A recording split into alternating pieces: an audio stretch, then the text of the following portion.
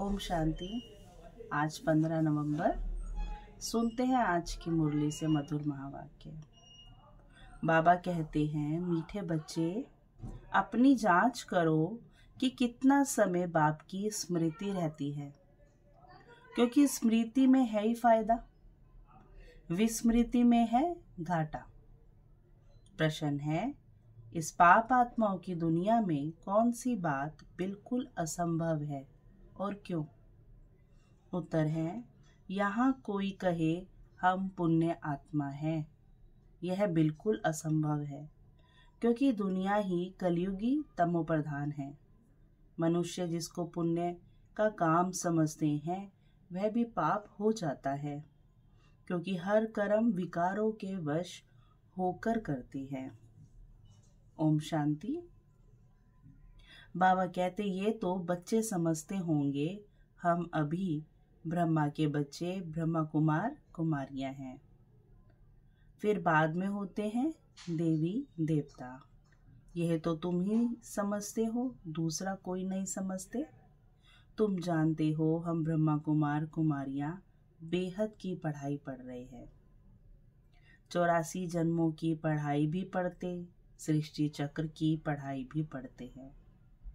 84 बाबा कहते, फिर तुमको ये शिक्षा मिलती है कि पवित्र बनना है। पढ़ाई भी पढ़ रहे हैं और फिर पवित्र भी बनना है। यहाँ बैठे तुम बच्चे बाप को याद तो जरूर करते हो पावन बनने के लिए, क्योंकि बाबा कौन है? पवित्रता के सागर है ना। अपने दिल से पूछो, सच सच हम बाप की याद में बैठे थे या माया रावण बुद्धि को और तरफ ले गई? बाप ने कहा है मामेकम याद करो तो पाप कटे। अब अपने से पूछना है, हम बाबा की याद में रहे या बुद्धि कहाँ चली गई? ये प्रश्न करना है खुद से। स्मृति रहनी चाहिए, कितना समय हम बाबा की याद में रहे, कितना समय हमारी बुद्धि कहाँ कहाँ गई। अपनी अवस्था को देखो। जितना टाइम बाप को याद करेंगे उससे ही पावन बनेंगे। बाबा कहते, जमा और ना का भी पोता मेल रखना है ना। मतलब बाबा को याद करते तो जमा होता है, और बुद्धि में कोई और की याद है तो ना भी हो जाता है। तो इसका पोता मेल रखना है। आदत होगी तो याद भी रहेगा, लिखते रहेंगे। डायरी तो सबके पॉकेट में रहती ही है। जो भी व्यापार वाले होते हैं उन्हों की है हद की डायरी, मतलब वो भी अपना नफा नुकसान लिखते हैं। तुम्हारी है बेहद की डायरी। हम अभी जो भी कर रहे हैं ये फिर बेहद में यानी 84 जन्मों का लिखा जाएगा। तो तुमको अपना चार्ट नोट करना है। बाप का फरमान है, धंधा आदि सब कुछ करो, परंतु कुछ समय निकाल मेरे को याद करो। अपने पोता मेल को देख फायदा बढ़ाते जाओ कि बाबा की याद से मुझे क्या फायदा हो रहा है, उसे बढ़ाते जाओ, घाटा ना डालो। तुम्हारी युद्ध तो है ना, तो युद्ध के लिए क्या चाहिए? बल चाहिए। सेकंड में फायदा, सेकंड में घाटा, झट मालूम पड़ता है हमने फायदा किया या घाटा। बाबा कहते हैं, तुम व्यापारी हो ना। व्यापारी को हमेशा पता रहता है कि मुझे नुकसान हो रहा है या मुझे फायदा हो रहा है। कोई विरला यह व्यापार करे। स्मृति से है फायदा। अगर हम स्मृति स्वरूप है, आत्मिक स्वरूप में है, बाबा कहते उससे है फायदा, और विस्मृति से है घाटा। हम सब कुछ याद कर रहे हैं और स्वयं को भूले हुए हैं, तो बाबा कहते घाटा है। यह अपनी जांच करनी है। जिनको ऊंच पद पाना है उनको तो ओना रहता है, फिक्र रहती है। बाबा कहते हैं, देखें हम कितना समय विस्मृति में रहे। जिन्हें ऊंच पद पाना है बाबा उनका कह रहे, उन्हें तो चिंता रहती है, और फिर वो चेक भी करते हैं कि देखें हम कितना समय विस्मृति में रहे। ये तो तुम बच्चे जानते हो, हम सब आत्माओं का बाप पतित पावन है। हम असुल में आत्माएं हैं, अपने घर से यहाँ आए हैं। ये शरीर लेकर पाठ बजाते हैं। शरीर विनाशी है, आत्मा अविनाशी है। संस्कार भी आत्मा में रहते हैं। बाबा पूछते हैं, हे आत्मा, याद करो इस जन्म के छोटेपन में कोई उल्टा काम तो नहीं किया है। याद करो। 3-4 वर्ष से लेकर याद तो रहती है ना, हमने छोटेपन में कैसे बिताया है, क्या क्या किया है। कोई भी बात दिल अंदर खाती तो नहीं है, और खाती हो तो क्या करे, बाबा को देना है, बाबा को बताना है। याद करो। सतयुग में पाप कर्म होते ही नहीं, तो पूछने की बात ही नहीं है। बाबा कहते हैं यहाँ तो पाप होते ही हैं। मनुष्य जिसको पुण्य का काम समझते हैं वह भी पाप ही है। यह है ही पाप आत्माओं की दुनिया। तुम्हारी लेन देन भी है पाप आत्माओं से। पुण्य आत्मा यहाँ है ही नहीं। पुण्य आत्माओं की दुनिया में फिर एक भी पाप आत्मा नहीं है। पाप आत्माओं की दुनिया में एक भी पुण्य आत्मा नहीं हो सकती। जिन गुरुओं के चरणों में गिरते हैं वह भी कोई पुण्य आत्मा नहीं है। बाबा कहते हैं ये तो है ही कलयुग, सो भी तमो प्रधान। इस समय की स्टेज क्या है, कलयुग तो है ही, परंतु जो विकार है वो भी अपनी एक्सट्रीम लेवल पर आ चुके हैं। तो इसमें कोई पुण्य आत्मा होना ही असंभव है। पुण्य आत्मा बनने के लिए ही बाप को बुलाते हैं कि आकर हमको पावन आत्मा बनाओ।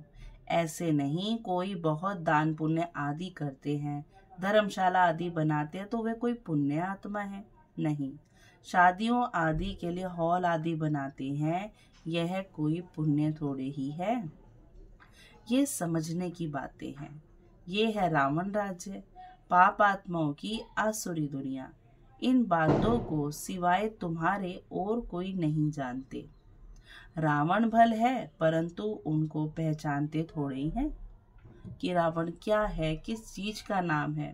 कहते भी हैं बुराई पर अच्छाई की जीत जब रावण को जलाते हैं, पर फिर उसको मनुष्य समझ लेते हैं। बुराई का प्रतीक भी समझते हैं, पर उसको एक मनुष्य समझ लेते हैं। बाबा कहते ये नहीं समझते कि रावण क्या है। बुराई तो हर मनुष्य आत्मा के अंदर है ना। तो बाबा कहते शिव का चित्र भी है, परंतु पहचानते नहीं है। तो ना रावण की पहचान है ना शिव की पहचान है। बड़े बड़े शिवलिंग आदि बनाते हैं, फिर भी कह देते हैं नाम रूप से न्यारा है। बना भी रहे हैं उसका सिंबल, उनका मतलब शिव बाबा का सिंबल बना रहे हैं, फिर भी कहेंगे भगवान का नाम रूप नहीं है, न्यारा है उससे।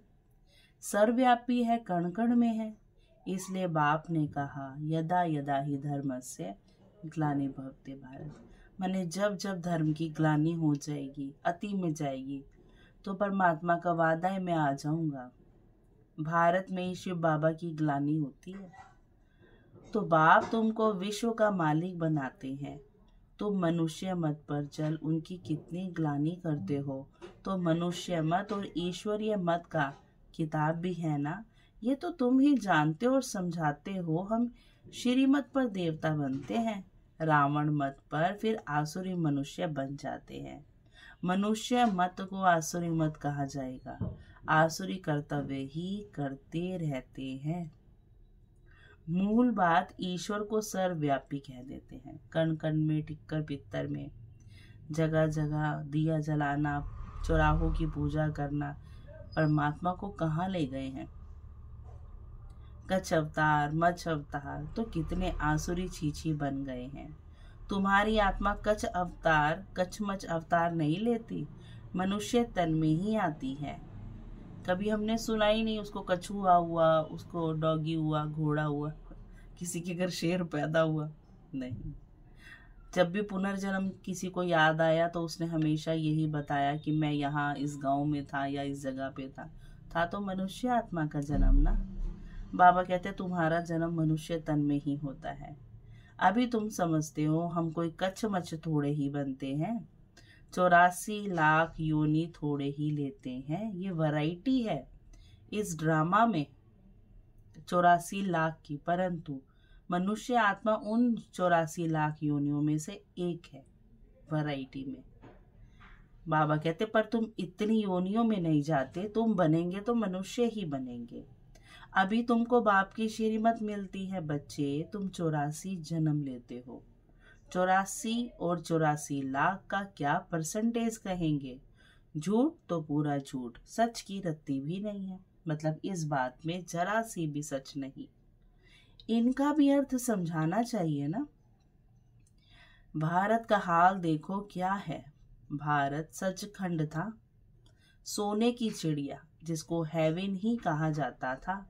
आधा कल्प है राम राज्य, आधा कल्प है रावण राज्य। रावण राज्य को आसुरी संप्रदाय कहेंगे, कितना कड़ा अक्षर है। आधा कल्प देवताओं का राज्य चलता है। बाप ने समझाया Lakshmi Narayan the first, the second, the third कहा जाता है ना। तो 8 गद्दियां चलती हैं सतयुग में। जैसे एडवर्ड द फर्स्ट सेकंड होता है ना, पहली पीढ़ी दूसरी पीढ़ी ऐसे चलती है। तुम्हारा भी पहले होता है सूर्यवंशी राज्य, फिर चंद्रवंशी राज्य। बाप ने आके ड्रामा का राज भी अच्छी रीति समझाया है। तुम्हारे शास्त्रों में ये बातें नहीं थी। कोई कोई शास्त्रों में थोड़ी लकीरें गाई हुई हैं, परंतु उस समय जिन्होंने पुस्तक बनाए हैं उन्होंने कुछ समझा नहीं है। बाबा भी जब बनारस गए थे, ब्रह्मा बाबा जब बनारस गए थे उस समय यह दुनिया अच्छी नहीं लगती थी। वहां सारी दीवारों पर लकीर बैठ लगाते थे, किस चीज की, कि मैं आत्मा हूँ, मैं आत्मा हूँ। क्योंकि आत्मा का ज्ञान मिल गया था, तो ये दुनिया बाबा को अच्छी नहीं लगती थी। बाप यह सब कराते थे, शिव बाबा ये सब कराते थे। परंतु हम तो उस समय बच्चे थे ना, पूरा समझ में नहीं आता था। बस कोई है जो हमसे यह कराता है। ब्रह्मा बाबा अपना बता रहे हैं ये बातें कि हम तो बच्चे थे, हमें पता नहीं लगता था, फील होता था हमसे कोई कराता है। विनाश देखा तो अंदर में खुशी भी थी। रात को सोते थे तो भी जैसे उड़ते रहते थे। कितना मजा आता होगा बाबा को। परंतु कुछ समझ में नहीं आता था। पहले साल तो बाबा को भी बहुत कश्मकश हुई कि क्या होता है मेरे साथ। बाबा कहते हैं तो समझ में नहीं आता था, ऐसे ऐसे लकीरें खींचते रहते थे। कोई ताकत है जिसने प्रवेश किया है। हम वंडर खाते थे, बाबा को आनंद आता था। पहले तो धंधा आदि करते थे, फिर क्या हुआ, कोई को देखते थे तो झट ध्यान में चले जाते थे। मतलब ब्रह्मा बाबा जिसको देखते थे वो ध्यान में चले जाते थे। तो कहता था ये क्या होता है, जिसको देखता हूँ उनकी आंखें बंद हो जाती हैं। शिव बाबा कहते हैं, नहीं ब्रह्मा बाबा कहते हैं, पूछते थे क्या देखा, तो वो बताते थे आगे से, कहते थे वैकुंठ देखा, कृष्ण देखा। ये भी सब समझने की बातें हुई ना, इससे सब कुछ छोड़कर बनारस चले गए। मतलब समझना पड़ा ना बाबा को, तो बाबा भी वैराग बाबा में आ गया। तो बस बाबा बनारस चले गए ये सब बातें समझने के लिए। एकांत लिया उन्होंने, सारा दिन बैठा रहता था, पेंसिल और दीवार, और कोई धंधा ही नहीं। बेबी थे ना उस समय बाबा, क्या थे, छोटे बच्चे थे ना। मतलब बुद्धि उनकी क्या थी, अभी डेवलप नहीं हुई थी, हो रही थी। तो ऐसे ऐसे जब देखा तो समझा अब यह कुछ करना नहीं है। जो पुराना उनका था उसके बारे में बता रहे हैं। धंधा आदि छोड़ना पड़ेगा। खुशी थी यह गदाई छोड़नी है हमको। रावण राज्य है ना, रावण पर गधे का शीश दिखाते हैं ना, तो ख्याल हुआ यह राजाई नहीं, ये तो गधाई कर रहा हूँ, गधाई है। गधा घड़ी घड़ी मिट्टी में लथेड़ कर धोबी के कपड़े सब खराब कर देता है। बाप भी कहते तुम क्या थे, अब तुम्हारी अवस्था क्या हो गई है। बाप भी कहते, यह बाप ही बैठ समझाते हैं और ये दादा भी समझाते हैं, दोनों का चलता रहता है। ज्ञान में जो अच्छी रीति समझाते हैं वह तीखे कहेंगे, जो समझते होंगे वो समझा भी सकेंगे। बाबा कहते हैं उनको तीखे कहेंगे। नंबरवार तो है ना, फिर उनमें भी नंबरवार है समझाने वालों में। तुम बच्चे भी समझाते हो, ये राजधानी स्थापन हो रही है, जरूर नंबरवार पद पाएंगे। आत्मा ही अपना पाठ कल्प कल्प बजाती है, सब एक समान ज्ञान नहीं उठाएंगे। ये स्थापना ही वंडरफुल है, दूसरे को स्थापना का ज्ञान थोड़ी ही देते हैं। समझो सिख धर्म की स्थापना हुई, शुद्ध आत्मा ने प्रवेश किया, कुछ समय के बाद सिख धर्म की स्थापना हुई। फिर उन्हों का हेड कौन? गुरु नानक। उसने आकर जप साहिब बनाया। पहले तो नई आत्माएं ही होंगी ना, क्योंकि पवित्र आत्मा होती है, पवित्र को महान आत्मा कहते हैं। सुप्रीम तो एक बाप को कहा जाता है, वह भी धर्म स्थापना करते हैं तो महान कहेंगे। बाबा कहते हैं परंतु नंबरवार पीछे पीछे आते हैं। 500 वर्ष पहले एक आत्मा आई, आकर सिख धर्म स्थापन किया। उस समय ग्रंथ कहाँ से आया? जब गुरु नानक देव ने जो भी महावाक्य बोले, तो जब वो बोल के चले गए तब वो महावाक्य लिखे गए, उसकी एक पुस्तक बनाई गई, उसका नाम लिखा गुरु ग्रंथ साहिब। तो बाबा कहते हैं जरूर सुखमने साहिब, जप साहिब आदि बाद में बनाए होंगे ना। क्या शिक्षा देते थे? उमंग आता है तो बाप की बैठ महिमा करते हैं। उसमें उन्होंने क्या किया? भगवान की महिमा करी। बाकी ये पुस्तक आदि तो बाद में बनते हैं, जब बहुत हो। पढ़ने वाले भी चाहिए ना, सबके शास्त्र पीछे बने होंगे। जब भक्ति मार्ग शुरू हो तब शास्त्र पढ़े, ज्ञान चाहिए ना। पहले सतो प्रधान होंगे, फिर सतो रजो तमो में आते हैं। जब बहुत वृद्धि हो तब महिमा हो और शास्त्र आदि बने, नहीं तो वृद्धि कौन करे? फॉलोअर्स बने ना। सिख धर्म की आत्माएं आवे तो आकर फॉलो करे, उसमें बहुत टाइम चाहिए। नई आत्मा जो आती है उनको दुख तो हो नहीं सकता, लॉ नहीं कहता। आत्मा सतो प्रधान से सतो रजो तमो में आवे तब दुख हो। लॉ भी कहता है ना, यहाँ है मिक्सअप, रावण संप्रदाय भी है तो राम संप्रदाय भी है। अभी तो संपूर्ण बने नहीं है। संपूर्ण बनेंगे तो फिर शरीर छोड़ देंगे। कर्मातीत अवस्था वाले को कोई दुख हो न सके, वह छीछी दुनिया में रह नहीं सकते, वह चले जाएंगे। बाकी जो रहेंगे वह कर्मातीत नहीं बने होंगे। सब तो एक साथ कर्मातीत हो नहीं सकेंगे। भल विनाश होता है तो भी कुछ बचेंगे। प्रलय नहीं होती, चेंजिंग होगी। गाते भी है राम गयो रावण गयो, गयो कुटुंब परिवार। रावण का बहुत बड़ा परिवार था, हमारा परिवार तो थोड़ा है। वह कितने ढेर धर्म है, वास्तव में सबसे बड़ा हमारा परिवार होना चाहिए, क्योंकि देवी देवता धर्म सबसे पहला है। अभी तो सब मिक्सअप हुए हैं तो क्रिश्चियन बहुत बन गए हैं।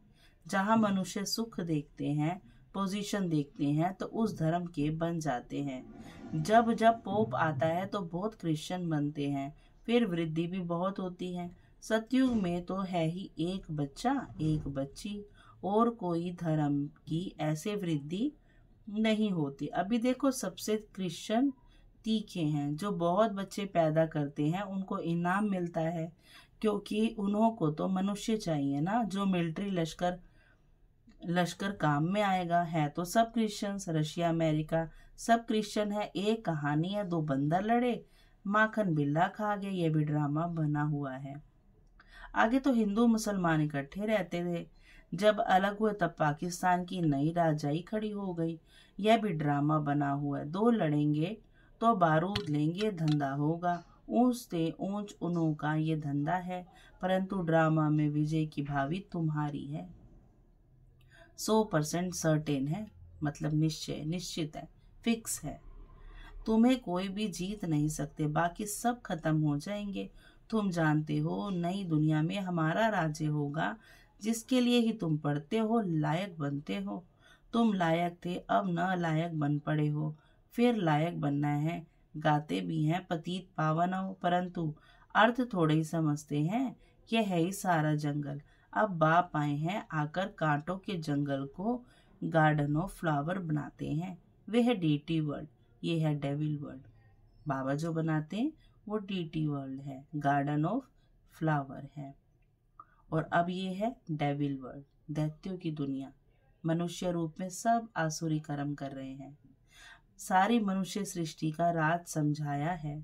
तुम अभी समझते हो हम अपने धर्म को भूल धर्म भ्रष्ट हो गए हैं। आज किसी मनुष्य के अंदर धारणाएं हैं, जैसा मन में आता है वैसा करते हैं, और उसको क्या नाम देते हैं?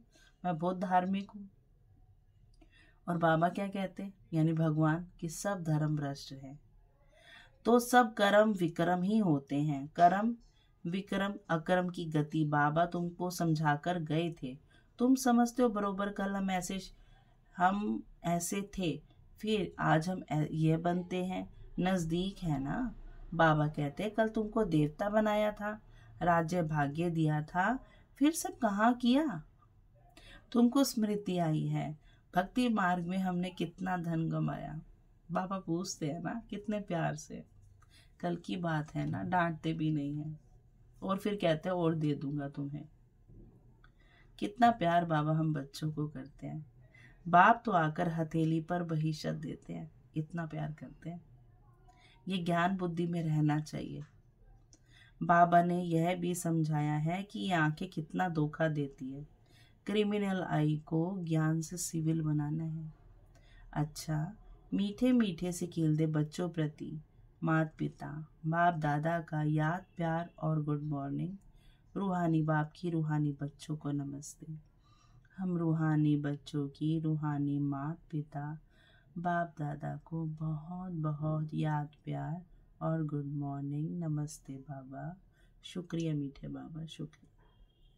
फिर धारणा के लिए मुख्य सार है, अपनी बेहद की डायरी में चार्ट नोट करना है कि हमने याद में रहकर कितना फायदा बढ़ाया। घाटा तो नहीं पड़ा। याद के समय बुद्धि कहाँ कहाँ गई। सेकंड पॉइंट है, इस जन्म में छोटेपन से हमने कौन कौन से उल्टे कर्म अथवा हमसे कौन से पाप हुए हैं, वह नोट करना है।